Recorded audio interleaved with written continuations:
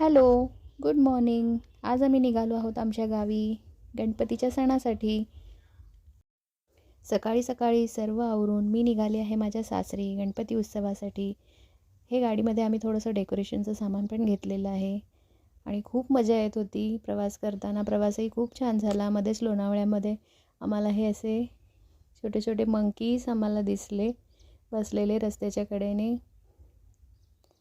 हा आहे टनेल, सर्वात पहिला लागलेला टनेल आहे आणि इतकं धुकं पडलेलं होतं. किती सुंदर वाटत होतं हे वातावरण. काहीच दिसत नव्हतं, फक्त रस्ता दिसत होता आणि आणि हे सर्व शब्दात सांगण्यापलीकडचं वातावरण होतं. इतकं निसर्गरम्य होतं. हा पुढे दुसरा एक टनेल लागला होता कात्रजचा. त्यानंतर थोडंसं पुढे गेल्यानंतर आम्ही थोडीशी पेटपूजा केली. झणझणीत अशा मिसळ पाववरती आम्ही मस्तपैकी ताव मारला. एक नंबरच मिसळ होती. इकडे आणायला थोडीशी झोप आलेली होती, त्यामुळे थोडा आळस देत होता.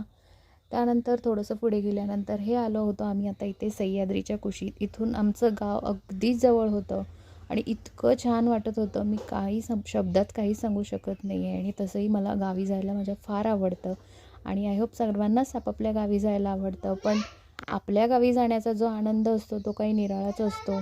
आणि इतकं सुंदर वातावरण होतं. मी गावी चालले होते, सासरी चालले होते.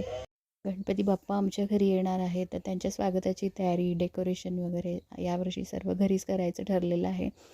आणि आता आम्ही निघालेलो आहोत आमच्या गावाकडे. इतकं सुंदर वातावरण असतं ना, मी खरं शब्दात नाही सांगू शकत आहे.